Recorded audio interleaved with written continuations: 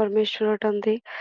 ତାଙ୍କରି ଦୟା ହେତୁ ତାଙ୍କରି କରୁଣା ହେତୁ ଆଜି ଆମମାନେ ବିନଷ୍ଟ ନୋହି ଏହି ଦିନଟିକୁ ଦେଖିବା ପାଇଁ ସୁଯୋଗ ପାଇଛୁ। ଗତ ଅ ଦିନଠାରୁ ଆଜି ପର୍ଯ୍ୟନ୍ତ ଏପର୍ଯ୍ୟନ୍ତ ସେ ଆମମାନଙ୍କର ଯତ୍ନ ନେଇଛନ୍ତି, ଆମମାନଙ୍କୁ ଏପର୍ଯ୍ୟନ୍ତ କଢ଼ାଇ ଆଣିଛନ୍ତି। ସେଥିପାଇଁ ପ୍ରଭୁଙ୍କ ନାମର ଗୌରବ ହେଉ। ତେବେ ଆସନ୍ତୁ ଆମମାନେ ଗୁରୁତ୍ୱପୂର୍ଣ୍ଣ ସମୟ ମଧ୍ୟରେ ପହଞ୍ଚିଅଛୁ। ବିଳମ୍ବ ନକରି ଆମେ ବାକ୍ୟ ମଧ୍ୟକୁ ଯିବା। କେହି ଜଣେ ପଢ଼ିବାରେ ସାହାଯ୍ୟ କରିବେ। ଜେନେସିସ୍ 3:9 ଆଦି ପୁସ୍ତକ ତାର 3 ପର୍ବ 9 ପଦ।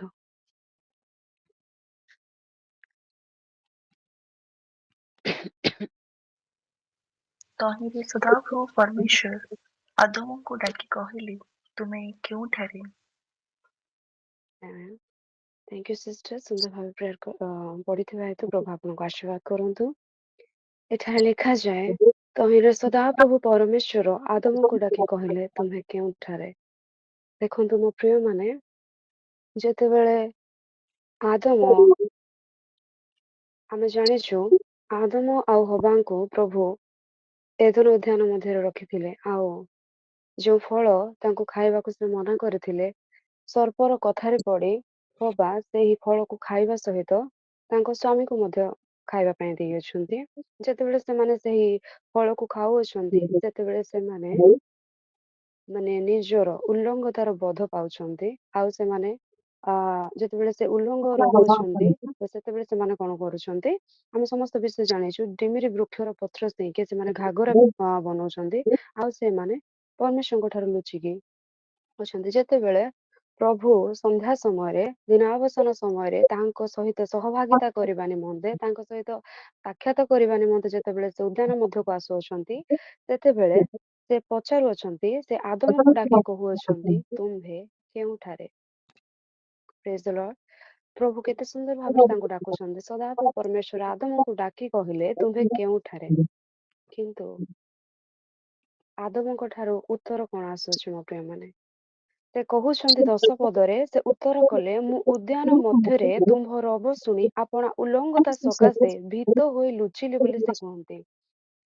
ଯେତେବେଳେ ସେ ପାପ କରୁଅଛନ୍ତି, ସେ ନିଜର ଉଲ୍ଲଙ୍ଘତା ବିଷୟରେ ବୋଧ ପାଉଅଛନ୍ତି, ଆଉ ସେ ଭୀତ ହଉଛନ୍ତି। ସେ ପରମେଶ୍ୱରଙ୍କ ବିରୁଦ୍ଧରେ ପାପ କରିଅଛନ୍ତି, ଏହା ଭୀତ ହୋଇ ସେ ଲୁଚୁଅଛନ୍ତି ମୋ ପ୍ରିୟମାନେ।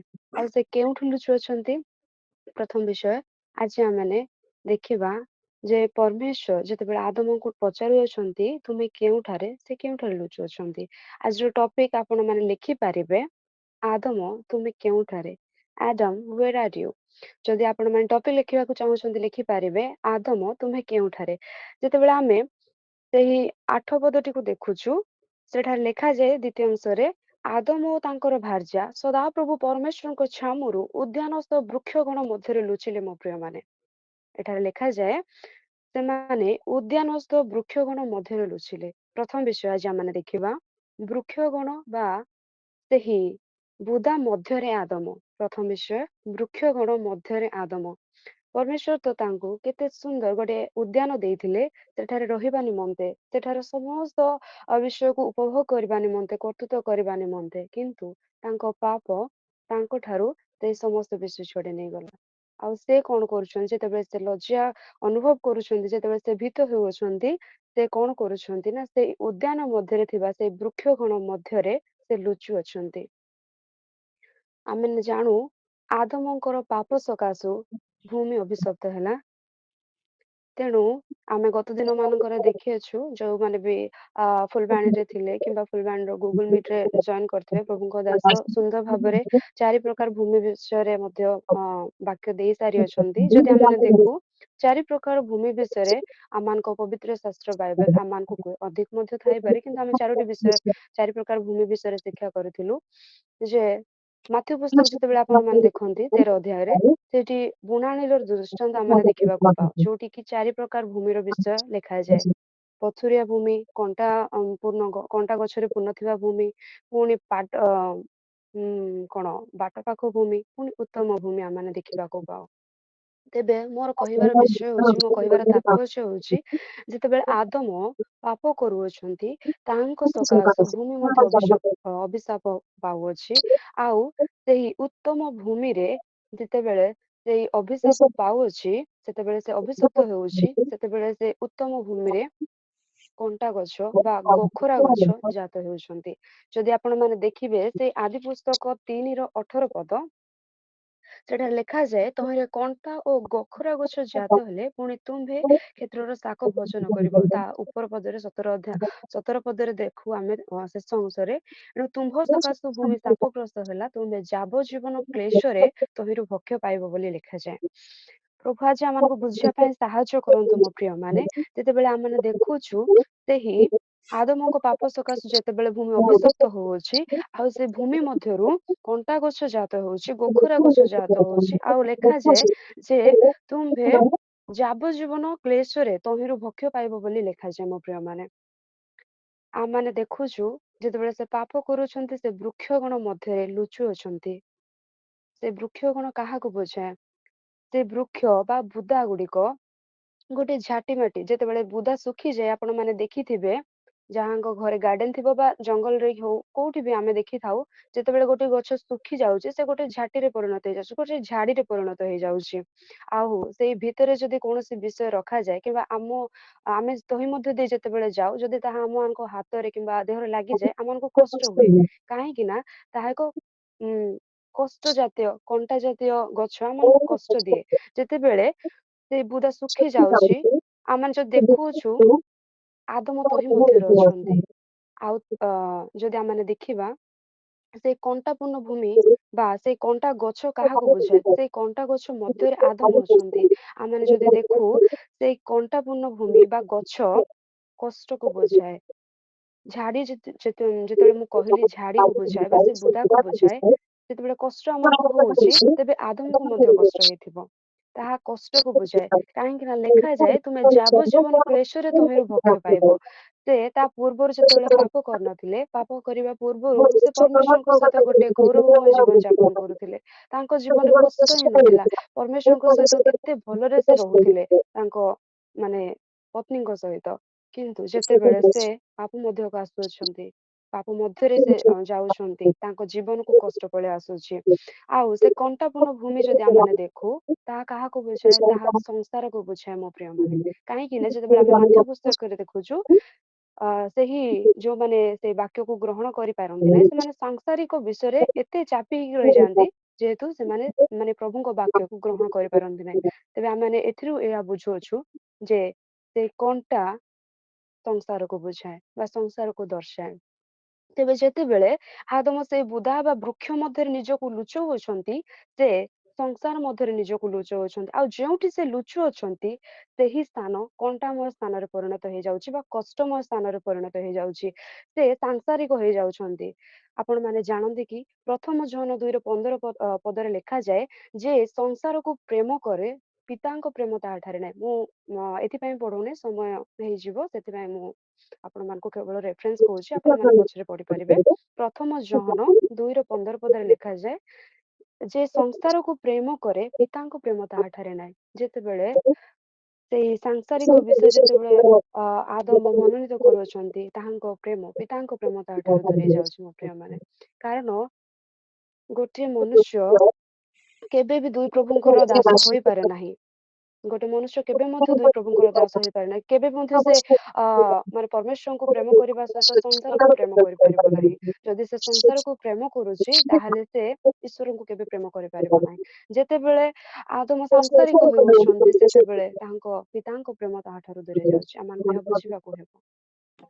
ତେବେ ଯୋଉ ବୃକ୍ଷ ଗଣ ମଧ୍ୟରେ ଆଦମ ସେ ସାଂସାରିକ ହେଉଛନ୍ତି, ଆଉ ତାଙ୍କ ଜୀବନ ମଧ୍ୟରେ କଷ୍ଟ ଆସୁଛି। ଆମେ ଯଦି ଅ ଦେଖିଲେ, ଆମେ କଣ୍ଟାପୂର୍ଣ୍ଣ ଭୂମି ସାଂସାରିକ ବିଷୟକୁ ବୁଝାଏ। ଆଉ ବୃକ୍ଷ ଗଣ ମଧ୍ୟ ଯେତେବେଳେ ଆଦମ ରହୁଅଛନ୍ତି, ତାଙ୍କ ଜୀବନ କଷ୍ଟରେ ପରିଣତ ହେଇଯାଉଛି।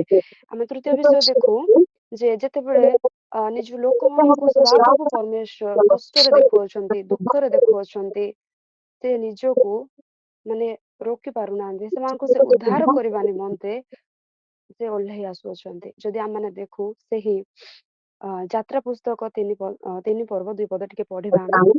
ଯାତ୍ରା ପୁସ୍ତକ 3 ପର୍ବ ତାର 2 ପଦ।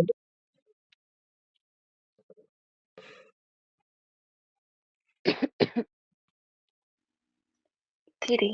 ଗୋଟିଏ ବୁଦା ମଧ୍ୟରୁ ଅଗ୍ନିଶିଖାରେ ସଦାପ୍ରଭୁଙ୍କ ଦୂତ ତାଙ୍କୁ ଦର୍ଶନ ଦେଲେ।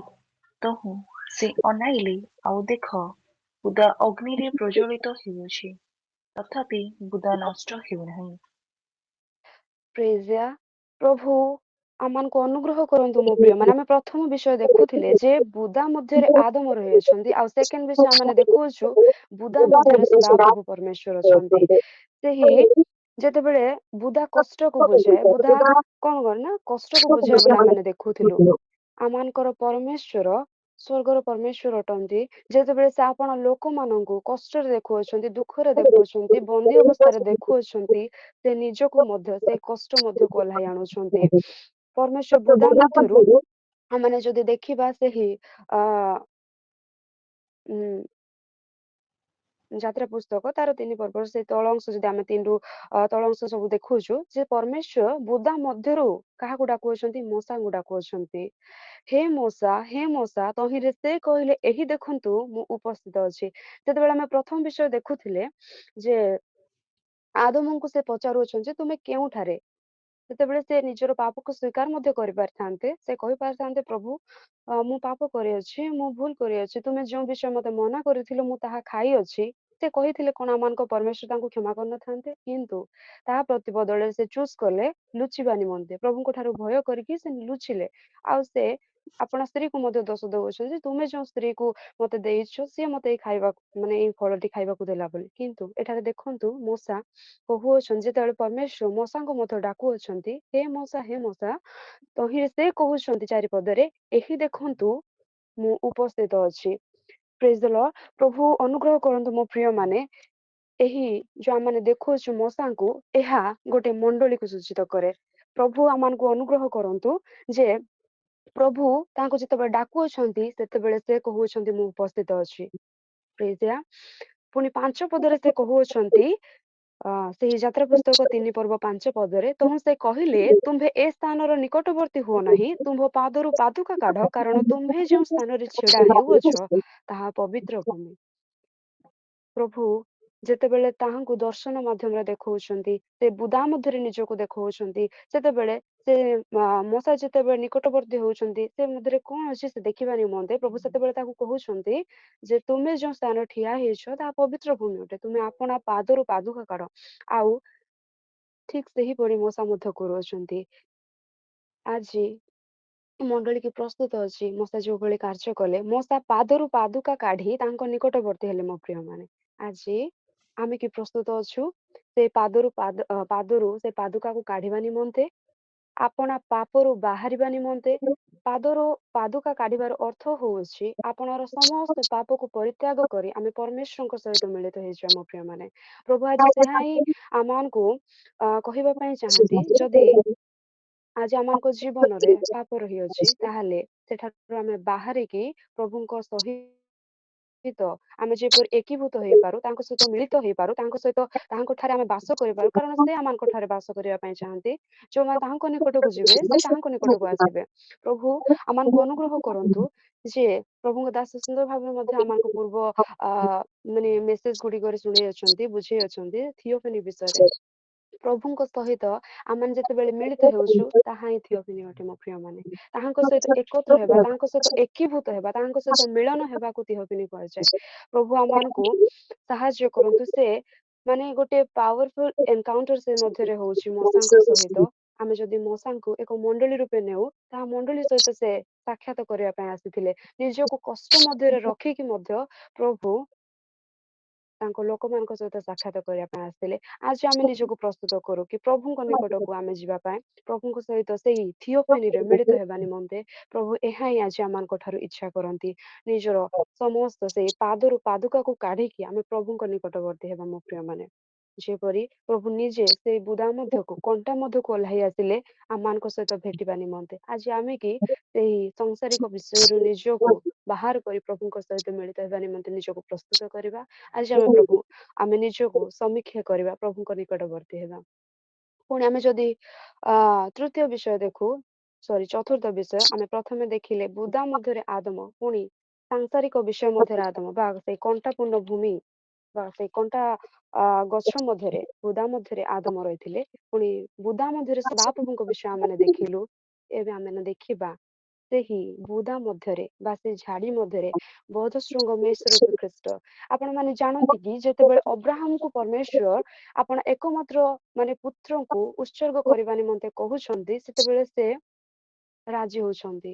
ଆଉ ଆମେ ଜାଣୁ ସେ ବିଶ୍ୱାସର ଆଦି ପିତା, ଯିଏ କି ବିଶ୍ୱାସ କରିଥିଲେ ଯୋଉ ପରମେଶ୍ୱର ତାହାଙ୍କୁ କହିଅଛନ୍ତି ଯେ ତାଙ୍କ ଗତ ବୟସ୍କ ହେଲେ ସୁଦ୍ଧା ତାଙ୍କୁ ଯୋଉ ପୁତ୍ରଙ୍କୁ ସେ ଦେଇଥିଲେ, ଆଉ ଏଇ ପୁତ୍ରଙ୍କ ଠାରୁ ତୁମର ଯୋଉ ବଂଶଟି ଆଗକୁ ବଢିବ ବୋଲି କହିଛନ୍ତି, ସେ ପରମେଶ୍ୱର କଣ ତାଙ୍କୁ ଆଉ ଗୋଟେ ପୁତ୍ର ଦେଇପାରିବେ ନାହିଁ? ଏହା ବିଶ୍ୱାସ କରି ସେ ଯୋଉ ପୁତ୍ରଙ୍କୁ ଉତ୍ସର୍ଗ କରିବା ନିମନ୍ତେ କହିଲେ, ତାଙ୍କୁ ଉତ୍ସର୍ଗ କରିବା ନିମନ୍ତେ ଯେତେବେଳେ ସେ ଯାଉଅଛନ୍ତି, ପ୍ରସ୍ତୁତ ହଉଛନ୍ତି ନିଜକୁ, ଯେତେବେଳେ ସେ ଆପଣ ଯେତେବେଳେ ଆମେ ଦେଖୁ ସେଇ ଜେନେସିସ୍ ତାର 22 ପଦରେ ସେଠି ଲେଖାଯାଏ 11 ପଦରେ ଯେ ଏପରି ସମୟରେ ଆକାଶର ସଦାପ୍ରଭୁଙ୍କର ଦୂତ ତାଙ୍କୁ ଡାକି କହିଲେ, ହେ ଅବ୍ରାହମ ତହିଁରେ ସେ କହିଲେ, ଦେଖନ୍ତୁ ମୁଁ ଏଠାରେ। ପ୍ରେଜ୍ ପ୍ରଭୁ ଅନୁଗ୍ରହ କରନ୍ତୁ ମୋ ପ୍ରିୟମାନେ। ଯେତେବେଳେ ଆଦମଙ୍କୁ ପ୍ରଭୁ ଡାକିଲେ ସେତେବେଳେ ସେ ଲୁଚିଲେ। ଯେତେବେଳେ ମଶାଙ୍କୁ ସେ ଡାକିଲେ ସେ କହୁଛନ୍ତି ମୁଁ ଉପସ୍ଥିତ ଅଛି। ଯେତେବେଳେ ସେ ଅବ୍ରାହମକୁ ଡାକୁଛନ୍ତି ସେ ମଧ୍ୟ କହୁଛନ୍ତି ପ୍ରଭୁ ମୁଁ ଏଠାରେ। ଆଜି ଆମେ କି ପ୍ରଭୁଙ୍କୁ କହୁ, ପ୍ରଭୁ ଆମମାନେ ଏଠାରେ।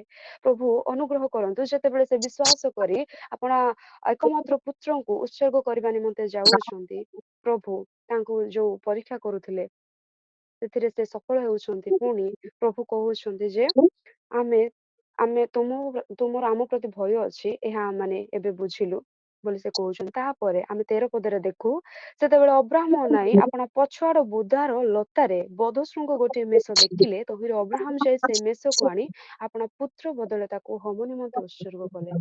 ପ୍ରେଜ୍ ଏହି ଯୋଉ ବଧଶୃଙ୍ଗ ଆମେ ଦେଖୁଛୁ ମୋ ପ୍ରିୟମାନେ, ଏଇ ଯୋଉ ମେଷକୁ ଆମେ ଦେଖୁଅଛୁ, ଆମେ ଅନେକ ସମୟରେ ଶୁଣିଅଛୁ ଅନେକ ପ୍ରଭୁଙ୍କ ଦାସଙ୍କ ଠାରୁ। ଆମମାନଙ୍କ ଗହଣରେ ଆପୋସ୍ତଲ ସାର୍ ଅଛନ୍ତି, ସେ ମଧ୍ୟ ଅନେକ ସମୟ ଏହି ବିଷୟକୁ ପ୍ରଚାର କରିଅଛନ୍ତି। ଆପଣମାନେ ଶୁଣିଥିବେ ଏଇ 13 ପଦରେ ଥିବା ସେ ବଧଶୃଙ୍ଗ ମେଷ, ସେ ହଉଛନ୍ତି ସ୍ୱୟଂ ଖ୍ରୀଷ୍ଟ, ଯିଏ ଇସାକଙ୍କ ପରିବର୍ତ୍ତେ ସେ ନିଜକୁ ଉତ୍ସର୍ଗ କରିଦେଲେ। ପ୍ରଭୁ ଆଜି ଆମମାନଙ୍କୁ ଅନୁଗ୍ରହ କରନ୍ତୁ। ସେ ମଧ୍ୟ ନିଜେ ସେଇ ଝାଡ଼ି ମଧ୍ୟରେ, ସେଇ ବୁଦା ମଧ୍ୟରେ, ସେଇ କଷ୍ଟ ମଧ୍ୟରେ ନିଜକୁ ରଖିଲେ। ଆଉ ଯେତେବେଳେ ସେ ସେଇ ମାନେ କଷ୍ଟ ମଧ୍ୟ ନିଜକୁ ରଖୁଅଛନ୍ତି, ଆପଣ ଲୋକମାନଙ୍କ ନିମନ୍ତେ ସେ ନିଜକୁ ସେ ମେଷ ରୂପରେ ଆସି ନିଜକୁ ଉତ୍ସର୍ଗ କରିଦଉଛନ୍ତି, ସେ ବଳି ହଉଛନ୍ତି ମୋ ପ୍ରିୟମାନେ। ଆଉ ଯେମିତି ଏଠି ମଧ୍ୟ ଅବ୍ରାହମ କହିଲେ, ଦେଖନ୍ତୁ ମୁଁ ଏଠାରେ। ଯେତେବେଳେ ପରମେଶ୍ୱର ତାହାଙ୍କୁ ଡାକୁଅଛନ୍ତି, ସେ ସେଠାରେ ଉପସ୍ଥିତ ହଉଛନ୍ତି। ଆଜି ଆମମାନଙ୍କ ଜୀବନକୁ ମଧ୍ୟ ଆମେ ପ୍ରସ୍ତୁତ କରୁ, ଯେତେବେଳେ ପ୍ରଭୁ ଆମମାନଙ୍କୁ ଡାକୁଅଛନ୍ତି, ଆମେ କି ତାଙ୍କ ସ୍ୱର ଶୁଣିବା ପାଇଁ ପ୍ରସ୍ତୁତ ଅଟୁ। ପ୍ରଭୁ ଆଜି ଆମମାନଙ୍କୁ ଅନୁଗ୍ରହ କରନ୍ତୁ ତାଙ୍କରି ବାକ୍ୟ ବୁଝିବା ନିମନ୍ତେ, ପୁଣି ତାଙ୍କ ସ୍ୱର ଶୁଣିବା ନିମନ୍ତେ। ଯେଭଳି କଷ୍ଟରେ ଖ୍ରୀଷ୍ଟ କଷ୍ଟରେ ଯେପରି ସେହି ଝାଡ଼ି ମଧ୍ୟରେ ରହିଥିଲେ, ସେଇ କଷ୍ଟକୁ ଆଜି ଆମମାନେ ହୃଦୟଙ୍ଗମ କରୁ। ପ୍ରଭୁ ଆମମାନେ ଜାଣିଛୁ ଖ୍ରୀଷ୍ଟଙ୍କର କଷ୍ଟ। ଅନେକ ସମୟରେ ମୁଁ ପ୍ରଭୁଙ୍କ ଦାସମାନଙ୍କ ଠାରୁ ଶୁଣିଛି, ଜୀବନରେ କଷ୍ଟ ନାହିଁ ତ ଖ୍ରୀଷ୍ଟ ନାହିଁ। ଆମମାନଙ୍କ ଜୀବନରେ ଯଦି କଷ୍ଟ ନାହିଁ, ତେବେ ଖ୍ରୀଷ୍ଟ ମଧ୍ୟ ନାହାନ୍ତି। ଯଦି ଖ୍ରୀଷ୍ଟ ଅଛନ୍ତି, ତାହେଲେ ଆମମାନଙ୍କ ଜୀବନରେ କଷ୍ଟ ମଧ୍ୟ ରହିବା ନିହାତି ଆବଶ୍ୟକ ମୋ ପ୍ରିୟମାନେ। ପ୍ରଭୁ ଆଜି ଆମମାନଙ୍କୁ ସାହାଯ୍ୟ କରନ୍ତୁ। ଆମମାନଙ୍କୁ ବୁଝିବାର ଅଛି, ଆମମାନଙ୍କ ନିମନ୍ତେ ଆମମାନଙ୍କ ସଦାପ୍ରଭୁ ସେ ମଧ୍ୟ ବୁଦା ମଧ୍ୟକୁ କଷ୍ଟ ମଧ୍ୟକୁ ଓହ୍ଲାଇ ଆସିଲେ। ଆମମାନଙ୍କ ଖ୍ରୀଷ୍ଟ ସେ ମଧ୍ୟ କଷ୍ଟ ମଧ୍ୟକୁ ଓହ୍ଲାଇ ଆସିଲେ। ପ୍ରଭୁ ଅନୁଗ୍ରହ କରନ୍ତୁ। ଏଠି ଖ୍ରୀଷ୍ଟ ମେଷ ରୂପରେ ଆସିଥିଲେ, କିନ୍ତୁ ଆମମାନେ ଜାଣିଛୁ ସେ କ୍ରୁଶ ଉପରେ ମଧ୍ୟ ଆମ ନିମନ୍ତେ କଷ୍ଟ ଭୋଗ କରିଛନ୍ତି। ତେବେ ଆସନ୍ତୁ ଆଜିର ଶେଷ ବିଷୟକୁ ଆମମାନେ ଧ୍ୟାନ କରିବା। ପଞ୍ଚମ ବିଷୟ, କ୍ରୁଶ ଉପରେ ଖ୍ରୀଷ୍ଟ। ସେଇ କଷ୍ଟ ରୂପୀ କ୍ରୁଶ ଉପରେ ଖ୍ରୀଷ୍ଟ ଅଛନ୍ତି ମୋ ପ୍ରିୟମାନେ। ଆମମାନେ ଜାଣୁ ଆମମାନଙ୍କ ନିମନ୍ତେ ଏଇଟା କାହା ପାଇଁ ଅଛପା ନୁହେଁ, କାହା ପାଇଁ ନୂତନ ବିଷୟ ନୁହେଁ। ଖ୍ରୀଷ୍ଟ ଆମମାନଙ୍କ ନିମନ୍ତେ କେଉଁ କେଉଁ ସବୁ ଦୁଃଖ ଭୋଗ କରିଅଛନ୍ତି, ଆପଣମାନେ ସମସ୍ତ ବିଷୟ ଜାଣନ୍ତି। ସେ ଆମମାନଙ୍କ ନିମନ୍ତେ ସେ ଜାଣିଥିଲେ ଯେ ଆମମାନେ ଯୋଉ କଷ୍ଟ, ଯୋଉ ପାପ କରିଅଛୁ, ସେଥିର ଯୋଉ ଦଣ୍ଡ ରହିଛି, ତାହା ମାନେ କେବେ ମଧ୍ୟ ସହ୍ୟ କରିପାରିବା ନାହିଁ। ସେଥିପାଇଁ ସେ ନିଜେ ଆମମାନଙ୍କ ନିମନ୍ତେ ସେ ପାପ ସ୍ୱରୂପ ହେଲେ। ଆମମାନଙ୍କର ପାପ ଭାରକୁ ବହନ କଲେ ଏବଂ ସେ ସେଇ କ୍ରୁଶରେ ଆପଣଙ୍କୁ ହତ କଲେ। ଆମମାନେ ଦେଖୁଥିଲୁ ପ୍ରଥମ ଆଦମ ଯିଏ ପ୍ରଭୁ ଆପଣ ସାଦୃଶ୍ୟରେ ତାଙ୍କୁ ନିର୍ମାଣ କରିଥିଲେ, ସେହି ଆଦମ ଯେତେବେଳେ ପାପ କରୁଛନ୍ତି, ସେ ଆପଣ ଲଜ୍ଜା ସକାଶୁ ସେ ଲୁଚୁଅଛନ୍ତି ମୋ ପ୍ରିୟମାନେ। କିନ୍ତୁ ଆମମାନଙ୍କର ଖ୍ରୀଷ୍ଟ ଯିଏକି ସେକେଣ୍ଡ ଆଡମ୍ ଅଟନ୍ତି, ସେ ଲୁଚୁନାହାନ୍ତି। ସେ କହୁଅଛନ୍ତି ସେ ଆମମାନଙ୍କର ନିଜ ମଣ୍ଡଳୀର ପାପ ସକାଶୁ ପାପକୁ ଧାରଣ କରିକି ନିଜ ଉପରେ ନେଇ ସେ କ୍ରୁଶ ଉପରେ ଉଲ୍ଲଙ୍ଗ ଥିଲେ ହେଁ ସେ ନିଜକୁ ଉତ୍ସର୍ଗ କରିଦେଲେ। ପ୍ରଭୁ ଆଜି ଆମମାନଙ୍କୁ ସାହାଯ୍ୟ କରନ୍ତୁ ବୁଝିବା ନିମନ୍ତେ। ପ୍ରଥମ ଆଦମଙ୍କୁ ଆମେ ଦେଖୁଥିଲୁ ସେ ହବାଙ୍କ ସହିତ ଲୁଚିଥିଲେ, କିନ୍ତୁ ଆମମାନଙ୍କର ପରମେଶ୍ୱର ଆମମାନଙ୍କର ପାପ ସକାଶୁ ଆମମାନଙ୍କର ପାପକୁ ଧରି ଆମେ ଯେପରି ପିତାଙ୍କ ସହିତ ସେ ଥିଓଫିଲିରେ ମିଳିତ ହେଇପାରୁ, ଆମମାନଙ୍କର ସେହି ସମସ୍ତ ମାନେ ପାପକୁ ନେଇ ଆମେ ଯେପରି କ୍ଷମା ପାଇପାରିବା, ସେଥିପାଇଁ ସେ କ୍ରୁଶରେ ଆପଣା ମଣ୍ଡଳୀର ମାନେ ସମସ୍ତ ପାପ ଭାରକୁ ନେଇକି ସେ ନିଜକୁ ଉତ୍ସର୍ଗ କରୁଅଛନ୍ତି। ଆଦମ ଲୁଚିଲେ, କିନ୍ତୁ ଖ୍ରୀଷ୍ଟ କହିଲେ ପ୍ରଭୁ ମୁଁ ତୁମ୍ଭର ସମସ୍ତ ତୁମେ ଯେଉଁ ଯେଉଁ ଆଜ୍ଞା ମତେ ଦେଇଅଛ, ତୁମେ ଯେଉଁ ଯେଉଁ ବିଷୟ ମତେ କରିବା ନିମନ୍ତେ କହିଥିଲ, ପିତା ମୁଁ ସେ ସମସ୍ତ ବିଷୟକୁ ସମାପ୍ତ କରିଅଛି। ଆମମାନେ ଦେଖୁ ଯେ ସତ୍ୟବାଣୀ ସେ ଯେତେବେଳେ କୃଷ ମଧ୍ୟରେ ଥିଲେ ସେ ସତ୍ୟବାଣୀ କହିଅଛନ୍ତି, ଆଉ ଶେଷରେ ସେ ସମସ୍ତ ବିଷୟ ସମାପ୍ତ ହେଲା ବୋଲି ଜାଣି କହିଲେ ସମାପ୍ତ ହେଲା, ପୁଣି ଶେଷରେ ସେ ପ୍ରାଣ ତ୍ୟାଗ କଲେ। ଆମେ ଜାଣୁ ମୋ ପ୍ରିୟ ମାନେ, ଯେତେବେଳେ ଆମେ ପ୍ରଥମ ଆଦମକୁ ଦେଖୁ ସେ ତାଙ୍କ ପାଖରେ ସମସ୍ତ ବିଷୟ ଥିଲା, ଏମିତି କୌଣସି ବିଷୟର ଅଭାବ ନଥିଲା ତାଙ୍କ ଜୀବନରେ। ପରମେଶ୍ୱରଙ୍କର ସାନ୍ନିଧ୍ୟ ମଧ୍ୟରେ ସେ ସର୍ବଦା ରହୁଥିଲେ। ତଥାପି ଗୋଟିଏ ଭୁଲ ସକାଶୁ ଗୋଟିଏ ପାପ ସକାଶୁ ସେ ପରମେଶ୍ୱରଙ୍କ ଠାରୁ ବିଚ୍ଛିନ୍ନ ହେଇଗଲେ। ପୁଣି ତାଙ୍କ ଠାରୁ ସେ ସମସ୍ତ ଗୌରବମୟ ବିଷୟ ସବୁ ଚାଲିଗଲା। ସମୟ ହେଇଗଲାଣି, ତଥାପି ମୁଁ କେତୋଟି ବିଷୟ କହିବି ଆପଣ ମାନଙ୍କୁ। ଯେ ଆଦମ ଅନେକ ଯେତେବେଳେ ପାପ କରୁଛନ୍ତି, ଅନେକ ବିଷୟ ତାଙ୍କ ଠାରୁ ମାନେ ଚାଲି ଯାଉଅଛି, ଅନେକ ବିଷୟ ସେ ହରେଇ ଦଉଛନ୍ତି, କିନ୍ତୁ ସେଥିମଧ୍ୟରୁ 7ଟି ବିଷୟ ମେନ୍ ରହିଛି। ସେ 7ଟି ବିଷୟ ମୁଁ ଆପଣମାନଙ୍କୁ ଆଜି କହିବା ପାଇଁ ଚାହିଁବି। ଯେତେବେଳେ 7ଟି ବିଷୟ ସେ ହରେଇ ଦଉଛନ୍ତି, ଆଦମ ପାପ ସକାଶୁ 7ଟି ବିଷୟ ଯେତେବେଳେ ହରେଇ ଦଉଛନ୍ତି, ଠିକ ସେହି ସମୟରେ ପରମେଶ୍ୱର ଆମେ ଯଦି ପ୍ରକାଶ ବାକ୍ୟକୁ ଧ୍ୟାନ କରୁ, ତାର 2 ଏବଂ 3 ପର୍ବରେ 7ଟି ମଣ୍ଡଳୀ ବିଷୟରେ ମେନସନ ଅଛି। ଆଉ ସେହି ଅ ପ୍ରତ୍ୟେକଟି ମଣ୍ଡଳୀ ମଧ୍ୟରେ ଆପଣ ମାନେ ଦେଖିବେ ଯେ ଜୟ କରେ, 7ଟି ବ୍ଲେସିଂସ୍ ରହିଛି ପ୍ରକାଶ ବାକ୍ୟ ମଧ୍ୟରେ। ଆପଣ ମାନେ ଯଦି ଧ୍ୟାନ କରିବେ, ସେଇଠି ଲେଖାଯାଏ ଯେ ଜୟ କରେ, ଯେ ଜୟ କରେ ଆମେ ତାକୁ ଏଇଟା ଦେବା, ଯେ ଜୟ କରେ ଆମେ ତାକୁ ସେଇଟା ଦେବା, ଏଇଭଳି ମେନସନ ଅଛି। ତେବେ ଆମେ ସେଇଟାକୁ ରିଲେଟ କରି ଆଜି ଆମେ ଦେଖିବା। ଯେତେବେଳେ ପ୍ରଥମ ଆଦମ ସେ 7ଟି ବିଷୟକୁ ହରେଇ ଦଉଛନ୍ତି, ପୁଣି ଆମମାନଙ୍କର ସେହି ଦ୍ଵିତୀୟ ଆଦମ ଖ୍ରୀଷ୍ଟ ସେ 7ଟି ବିଷୟକୁ ପୂର୍ଣ୍ଣ କରିବା ସହିତ ଆପଣା ମଣ୍ଡଳୀକୁ ସେ 7ଟି ବିଷୟ ଦେବା ନିମନ୍ତେ ପ୍ରତିଜ୍ଞା କରୁଅଛନ୍ତି। ପ୍ରିୟମାନେ, ସେହି ମଣ୍ଡଳୀ ହଉଛି ଆମେମାନେ। ସେ ଆମମାନଙ୍କୁ 7ଟି ବିଷୟ ଦେବା ନିମନ୍ତେ ଆଜି ପ୍ରତିଜ୍ଞା କରିଅଛନ୍ତି। ଆଜି ଯଦି ଆମେ ନିଜକୁ ପ୍ରସ୍ତୁତ କରୁ, ଆଜି ଯଦି ଆମେ ଜଗତକୁ ଜୟ କରୁ, ବା ସେ ଯେଉଁ ଯେଉଁ ବିଷୟ ସବୁ କହିଯାଇଛନ୍ତି ସେ ସମସ୍ତ ବିଷୟକୁ ଆମେ ଜୟ କରୁ, ଯେଉଁ ଯେଉଁ ବିଷୟ ପ୍ରଥମ ଆଦମ ହରେଇଥିଲେ ସେ ସମସ୍ତ ବିଷୟକୁ ସେ ଆମମାନଙ୍କୁ ଦେବା ନିମନ୍ତେ ପ୍ରସ୍ତୁତ ଅଛନ୍ତି। ଆଜି ଆମେ ନିଜକୁ ପ୍ରସ୍ତୁତ କରୁ କି ଆମେ ନିଜକୁ ଆଜି ଜୟ କରିବା ନିମନ୍ତେ ଏ ଜଗତକୁ, ଏ ସାଂସାରିକ ବିଷୟକୁ, ସେ କଣ୍ଟାପୂର୍ଣ୍ଣ ସାଂସାରିକ ବିଷୟକୁ ଆମେ ସେଥିରେ ଚାପି ହେଇ ନ ଯାଇ ସଂସାରକୁ ଜୟ କରିବା ଭଳି ଆମେ ନିଜକୁ ପ୍ରସ୍ତୁତ କରୁଅଛୁ। ଯେତେବେଳେ ଆମେ ଦେଖୁଅଛୁ ପ୍ରଥମ ବିଷୟ ଆଦମ କଣ କଣ ସବୁ ହରେଇଥିଲେ, ଯଦି ଆମେ ଦେଖିବା ସଂକ୍ଷିପ୍ତ ଭାବରେ ମୁଁ କହିବି କାହିଁକିନା ସମୟ ହେଇ ଆସିଲାଣି। ତେବେ ଆମେ ଦେଖୁ ପ୍ରଥମ ବିଷୟ ଯେ ସେ ଆପଣା ଅମରତ୍ୱକୁ ହରେଇ ବସିଅଛନ୍ତି। ମୋ ପ୍ରିୟ ମାନେ, ସେ ଆପଣା ଅନନ୍ତ ଜୀବନକୁ ହରେଇ ବସିଅଛନ୍ତି। ସେ ଆପଣା ସହଭାଗିତାକୁ ହରେଇଲେ ପ୍ରଭୁଙ୍କ ସହିତ। ତାହାଙ୍କୁ ଯୋଉ କର୍ତ୍ତୃତ୍ୱ ଦିଆଯାଇଥିଲା, ଯାହା ରାଜତ୍ୱ କରିବା ପାଇଁ ଦିଆଯାଇଥିଲା ସମସ୍ତ ସେହି ପଶୁପକ୍ଷୀ ବା ସମସ୍ତ ବିଷୟ ଉପରେ, ତାକୁ ସେ ହରେଇ ଦେଲେ। ଯୋଉ ଗୌରବମୟ ସେଇ ମହିମାମୟ ବସ୍ତ୍ର ପ୍ରଭୁ ତାଙ୍କୁ ଯୋଗେଇଥିଲେ, ସେହି ବସ୍ତ୍ରକୁ ସେ ହରେଇ ବସୁଅଛନ୍ତି। ଯେ ଉତ୍ତରାଧିକାରୀତ୍ୱ ତାଙ୍କୁ ଯୋଉ ଅଧିକାର ଦିଆଯାଇଥିଲା, ତାହା ମଧ୍ୟ ସେ ହରେଇ ବସୁଅଛନ୍ତି। ଆଉ ଶେଷରେ ଈଶ୍ୱରଙ୍କର ସାଦୃଶ୍ୟ, ପ୍ରଭୁ ଆପଣା ସାଦୃଶ୍ୟରେ ସେହି ଆଦମଙ୍କୁ ନିର୍ମାଣ କରିଥିଲେ, ସେହି ସାଦୃଶ୍ୟ ମଧ୍ୟ ସେ ହରେଇ ବସୁଅଛନ୍ତି। ଯଦି ଆମେ ଏହି ବିଷୟକୁ ଧ୍ୟାନ କରୁ, ପ୍ରଭୁ ସେହି ପ୍ରକାଶ ବାକ୍ୟରେ ଆମମାନଙ୍କୁ ଏହି ସମସ୍ତ ବିଷୟ ଦେବା ନିମନ୍ତେ ପ୍ରତିଜ୍ଞା କରୁଅଛନ୍ତି। ଯେତେବେଳେ ଅମରତ୍ୱ ବିଷୟ ଆମେ ଦେଖୁ, ତ ଆପଣ ମାନେ ପାଇପାରିବେ ଜେନେସିସ୍ 2:9 ଏବଂ 16 ପଦରେ ପ୍ରଭୁ ଆମମାନଙ୍କୁ କଣ ଦେବା ନିମନ୍ତେ ପ୍ରତିଜ୍ଞା କରିଅଛନ୍ତି। ଏହି ଅମରତ୍ୱକୁ ପ୍ରଥମ ଆଦମ ହରେଇ ବସିଛନ୍ତି, କିନ୍ତୁ ମଣ୍ଡଳୀକୁ ପ୍ରଭୁ ଏଫିସ ମଣ୍ଡଳୀକୁ ପ୍ରଭୁ କଣ କୁହନ୍ତି, ତାର ପ୍ରକାଶ ବାକ୍ୟ 2:7 ପଦରେ ଯେ ଜୟ କରେ ତାହାକୁ ଆମେ ଈଶ୍ୱରଙ୍କ ପାରଦେଶରେ ଥିବା ଜୀବନ ବୃକ୍ଷର ଫଳ ଖାଇବାକୁ ଦେବୁ ବୋଲି କୁହନ୍ତି। ସେ ପ୍ରଥମ ଆଦମକୁ ଆମେ ଦେଖିଲୁ, ସେ ଆପଣା ଅମରତ୍ୱକୁ ହରେଇ ବସିଲେ। ସେ ଅନନ୍ତ ଜୀବନ ପର୍ଯ୍ୟନ୍ତ ଜୀବିତ ରହିପାରିଥାନ୍ତେ, କିନ୍ତୁ ସେ ପାପ କରିବା ସକାଶୁ ସେ ମୃତ୍ୟୁଭୋଗ କଲେ। କିନ୍ତୁ ପରମେଶ୍ୱର ଆମମାନଙ୍କୁ ଏହି ପ୍ରତିଜ୍ଞା ଦିଅନ୍ତି, ଯେଉଁମାନେ ଜୟ କରିବେ ସେମାନଙ୍କୁ ଆମେ ଈଶ୍ୱରଙ୍କ ପାରଦେଶରେ ଥିବା ଜୀବନ ବୃକ୍ଷର ଫଳ ଖାଇବାକୁ ଦେବୁ। ପ୍ରେଜ୍ ୟା। ଆମେ ସମସ୍ତେ ଟିକେ କହିବା କି ପ୍ରେଜ୍ ୟା। Praise Yah. ପ୍ରେଜ୍ ୟା। Praise ପ୍ରଭୁ Him.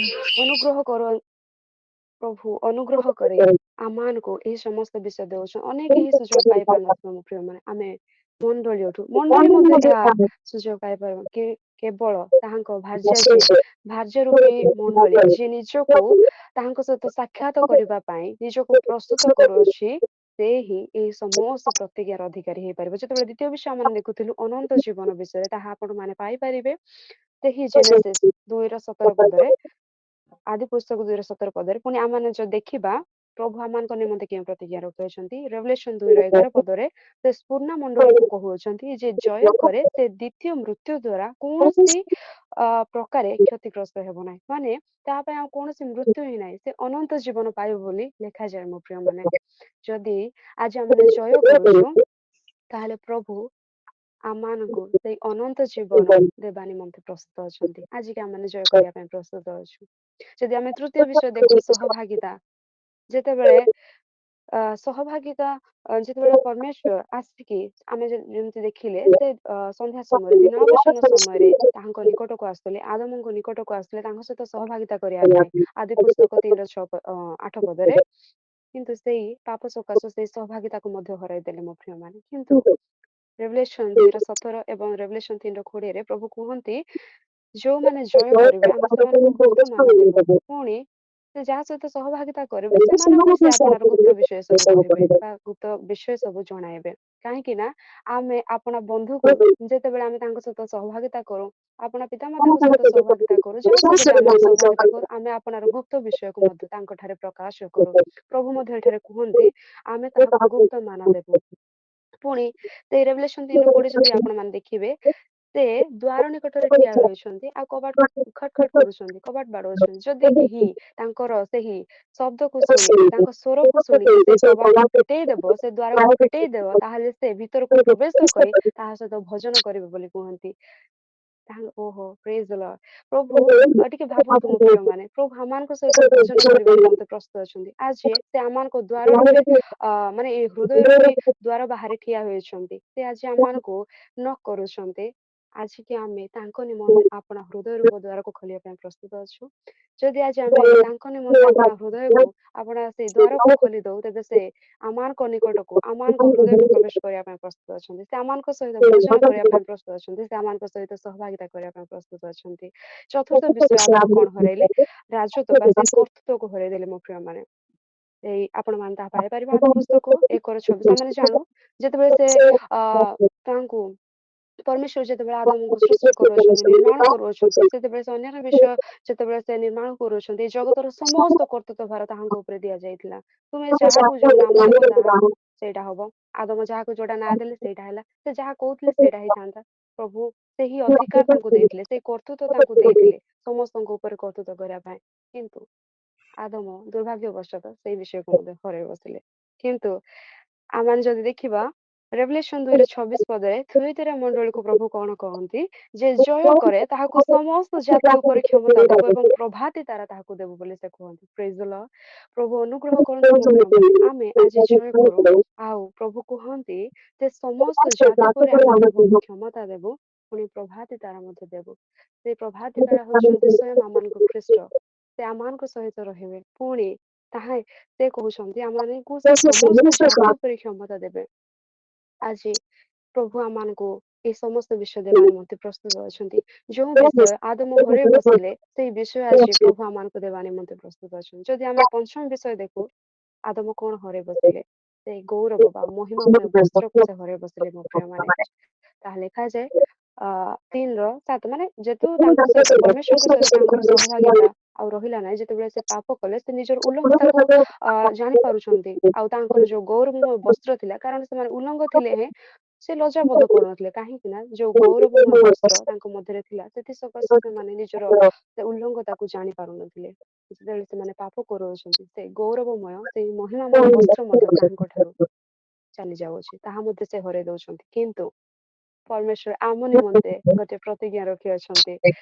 ଲେଖାଯାଏ ରେଭେଲେସନ 3:5 ସାର୍ଦି ମଣ୍ଡଳୀ ନିମନ୍ତେ ଯେ ଜୟ କରେ ସେ ଶୁକ୍ଳ ବସ୍ତ୍ର ପରିହିତ ହେବ ଏବଂ ଜୀବନ ପୁସ୍ତକରୁ ତାହାର ନାମ କୌଣସି ପ୍ରକାର ଲୋପ କରିବ ନାହିଁ। ମାନେ ପ୍ରଭୁ କହନ୍ତି ସେ ଆମକୁ ଗୋଟିଏ ଶୁକ୍ଳ ବସ୍ତ୍ର ଦେବା ନିମନ୍ତେ ପ୍ରସ୍ତୁତ ଅଛନ୍ତି। ଯଦି ଆଜି ଆମେ ଜୟ କରୁ ତାହେଲେ ସେ ଆମକୁ ଶୁକ୍ଳ ବସ୍ତ୍ର ଦେବା ନିମନ୍ତେ ପ୍ରସ୍ତୁତ ଅଛନ୍ତି। ମୋ ପ୍ରିୟ ମାନେ ଆଜି କେବଳ ଆମମାନଙ୍କୁ ଜୟ କରିବାର ଅଛି, ତାହାଙ୍କ ସହିତ ଚାଲିବାର ଅଛି, ତାଙ୍କ ସହିତ ସହଭାଗିତା କରିବାର ଅଛି। ତେବେ ସେ ଆମମାନଙ୍କୁ ଏଇ ସମସ୍ତ ବିଷୟ ଯୋଗେଇବେ। ପୁଣି ଯେତେବେଳେ ଆମେ ଦେଖୁ ସେ ଜେନେସିସ୍ 2:15-19 ସେ ତାହାଙ୍କୁ ଯୋଉଟା ଦାୟିତ୍ୱ ଦିଆଯାଇଥିଲା, ଉତ୍ତରାଧିକାର ଦିଆଯାଇଥିଲା, ଯୋଉ ସେ ସମସ୍ତ ବିଷୟ ମଧ୍ୟ ଆଦମ ହରେଇ ବସିଛନ୍ତି। କିନ୍ତୁ ପ୍ରଭୁ ଆମମାନଙ୍କୁ ଆଉ ଗୋଟେ ପ୍ରତିଜ୍ଞା କରୁଅଛନ୍ତି ରେଭେଲେସନ 3:12 ଫିଲାଡେଲଫିଆ ମଣ୍ଡଳୀ ନିମନ୍ତେ ଯେତେବେଳେ ଆମେ ତାହାଙ୍କ ସହିତ ସହଭାଗିତା କରୁ, ତାହାଙ୍କ ନିକଟକୁ ଯାଉ, ତାଙ୍କ ବାକ୍ୟ ଅନୁସାରେ ଚାଲୁ, ସେ ଆମମାନଙ୍କୁ କଣ କରିବେ? ଯଦି ଆମେ ଜୟ କରୁ ସେ ଆମମାନଙ୍କୁ ଈଶ୍ୱରଙ୍କର ମନ୍ଦିର ସ୍ୱରୂପ, ମନ୍ଦିରର ସେଇ ସ୍ତମ୍ଭ ସ୍ୱରୂପ କରିବ ବୋଲି ଲେଖାଯାଏ। ପ୍ରଭୁ ଆଜି ଆମମାନଙ୍କୁ ଅନୁଗ୍ରହ କରନ୍ତୁ। ଆଉ ସେ ଆପଣମାନେ ଜାଣନ୍ତି ସେହି ମନ୍ଦିରର ଯେ ସ୍ତମ୍ଭ ଥାଏ ନା ସେ ମନ୍ଦିର ଉପରେ ସେ ଆପଣଙ୍କର ନୂତନ ନାମ ଲେଖିବାକୁ ଯାଉଛନ୍ତି। ପୂର୍ବ ଦିନମାନଙ୍କରେ ଆମେ ୟୁଥ ମିଟିଂରେ ଫ୍ରାଇଡେ ୟୁଥ ମିଟିଂରେ ଯୋଉମାନେ ଜଏନ୍ କରିଛନ୍ତି ସେମାନେ ଜାଣିଥିବେ ସେହି ଈଶ୍ୱରଙ୍କର ସ୍ତମ୍ଭ ପ୍ରସ୍ତରରେ ତିଆରି, ଆଉ ପ୍ରସ୍ତର ମାନେ ଭାଙ୍ଗିବ ନାହିଁ, ତାହା ସ୍ଥିର ହେଇକି ରହିବ ଶେଷ ପର୍ଯ୍ୟନ୍ତ, ତାହା ଅନନ୍ତକାଳୀନ ସ୍ଥାୟୀ ଅଟେ, ତାହା ସ୍ଥିର ହେଇକି ରହିବ। ଯାହା ମାଟିରେ ଲେଖାଯିବ ତାହା ଲିଭିଯିବ, କିନ୍ତୁ ପ୍ରସ୍ତରରେ ଯାହା ଲେଖାଯାଏ ତାହା ଲିଭିବ ନାହିଁ। ଆଉ ପରମେଶ୍ୱର କୁହନ୍ତି ନୂତନ ନାମ ତାହା ଉପରେ ଲେଖିବ ବୋଲି ସେ କୁହନ୍ତି। ସେ ଅଧିକାର ସେ ଆମମାନଙ୍କୁ ଦେବା ପାଇଁ ଯାଉଛନ୍ତି। ଆମମାନଙ୍କୁ ସେ ଈଶ୍ୱରଙ୍କର ମନ୍ଦିରର ସେ ସ୍ତମ୍ଭ ସ୍ୱରୂପ କରିବା ପାଇଁ ଯାଉଛନ୍ତି। ଆଜିକି ଆମେ ନିଜକୁ ପ୍ରସ୍ତୁତ କରିଛୁ ସେହି ଈଶ୍ୱରଙ୍କର ମନ୍ଦିରର ସ୍ତମ୍ଭ ସ୍ୱରୂପ ହେବା ନିମନ୍ତେ। ପ୍ରଭୁ ଆମମାନଙ୍କୁ ଅନୁଗ୍ରହ କରନ୍ତୁ। ପୁଣି ଯଦି ଆମେ ଶେଷ ବିଷୟ ଦେଖୁ, ଈଶ୍ୱରଙ୍କର ସାଦୃଶ୍ୟକୁ ଆଦମ ହରାଇ ବସିଲେ। ମୋ ପ୍ରିୟ ମାନେ ପ୍ରଭୁ ତାଙ୍କୁ ଯୋଉ ଅଧିକାର ଦିଆଯାଇଥିଲା, ତାଙ୍କୁ ଯୋଉ ଶାସନର ମାନେ କ୍ଷମତା ତାଙ୍କୁ ଦିଆଯାଇଥିଲା, ସେ ତାକୁ ହରାଇ ବସୁଛନ୍ତି। ପ୍ରଭୁ ତାଙ୍କୁ ଆପଣ ସାଦୃଶ୍ୟରେ ନିର୍ମାଣ କଲେ, କିନ୍ତୁ ସେଇ ସାଦୃଶ୍ୟକୁ ହିଁ ହରାଇ ବସିଲେ। ସେଇ ପାପ କରିବା ସକାଶୁ ସେ ସମସ୍ତ ଗୌରବ ବିଷୟ ହିଁ ହରାଇ ବସିଲେ। କିନ୍ତୁ ଆମମାନଙ୍କୁ ପ୍ରଭୁ ପ୍ରତିଜ୍ଞା କରୁଅଛନ୍ତି ରେଭେଲେସନ 3:21 ଲେଖାଯାଏ ଲାଉଦିକିଆ ମଣ୍ଡଳୀ ବା ଶେଷ ଆମମାନଙ୍କର ଏହି ଯୁଗର ମଣ୍ଡଳୀ ନିମନ୍ତେ ଏହି ବାକ୍ୟ ଅଟେ ଯେ ଜୟ କରେ ସେ ତାହାଙ୍କ ସହିତ ସିଂହାସନରେ ବସିବ। ଆମେନ୍। ପ୍ରଭୁ ଆଜି ଆମମାନଙ୍କୁ ଅନୁଗ୍ରହ କରନ୍ତୁ। ଖ୍ରୀଷ୍ଟ ଯେଉଁଠାରେ ତାହାଙ୍କ ମଣ୍ଡଳୀ ବା ତାଙ୍କ ଭାର୍ଯ୍ୟା ସେଠାରେ ରହିବ। ମୋ ପ୍ରିୟ ମାନେ ଆଜି ଯଦି ଆମେ এই ଜଗତକୁ ଜୟ କରୁଛୁ ତାହେଲେ ପ୍ରଭୁ ଆଜି ତାଙ୍କ ସିଂହାସନରେ ବସିବା ନିମନ୍ତେ ଆମମାନଙ୍କୁ ସୁଯୋଗ ଦେବା ନିମନ୍ତେ ଏହି ପ୍ରତିଜ୍ଞା କରୁଅଛନ୍ତି। ଏଇ ଯୋଉ 7ଟି ବିଷୟ ମାନେ ଦେଖିଲୁ, ଯାହା ପ୍ରଥମ ଆଦମ ହରାଇ ବସିଲେ, କିନ୍ତୁ ଦ୍ୱିତୀୟ ଆଦମ ତାଙ୍କ ମଣ୍ଡଳୀକୁ ଏହି ସମସ୍ତ ବିଷୟ, ଏହି 7ଟି ବିଷୟ ଦେବା ନିମନ୍ତେ ପ୍ରସ୍ତୁତ ଅଛନ୍ତି। କେବଳ ଆମେ ନିଜକୁ ପ୍ରସ୍ତୁତ କରିବା। ଆଜିର ଶେଷ ବିଷୟ ପଢିକି ଆମେ ଆଜିର ଉପାସନାକୁ ଶେଷ କରିବା। ଶେଷ ପଦ ଏବ୍ରି 10 ଏବ୍ରି 10 ପଦ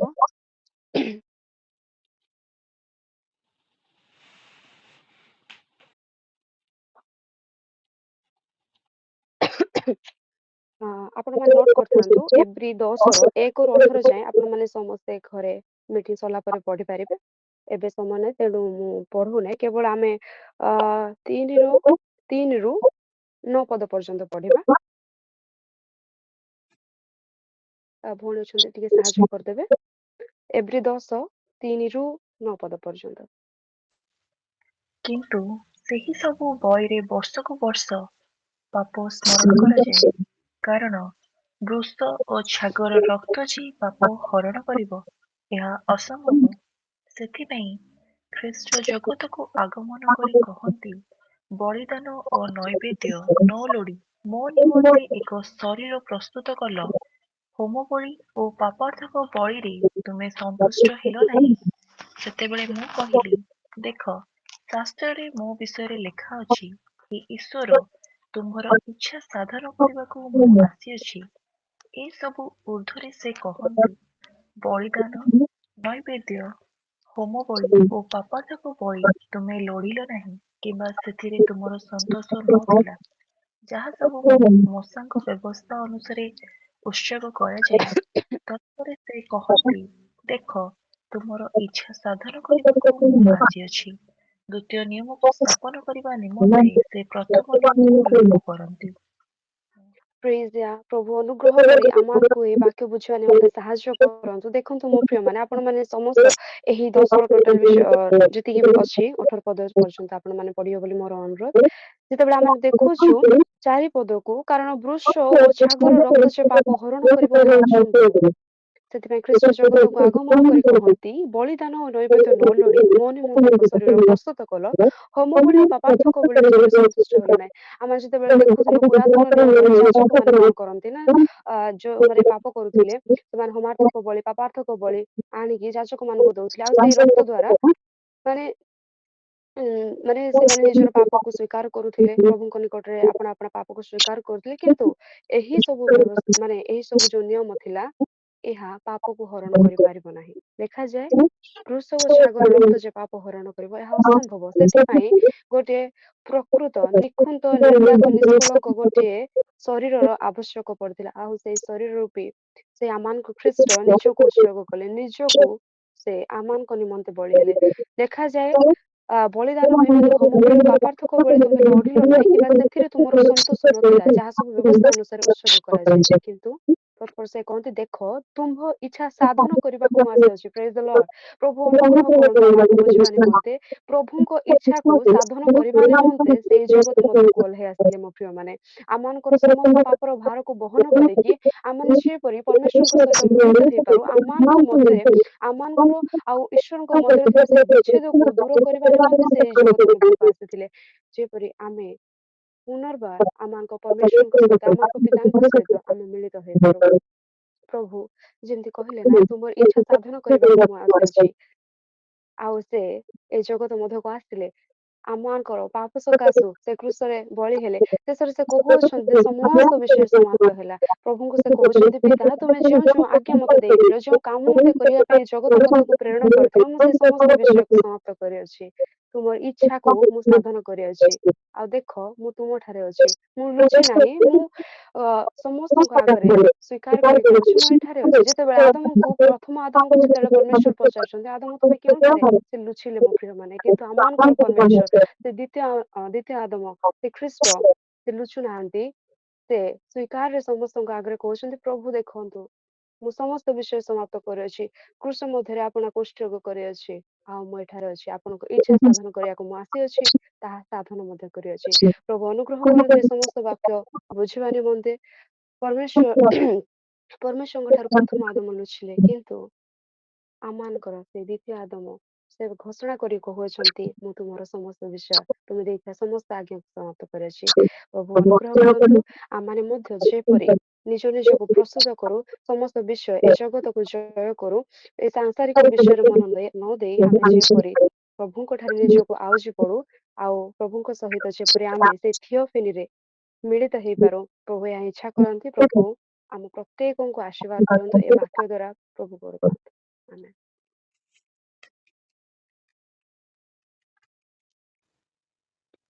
Thank you so much, sister.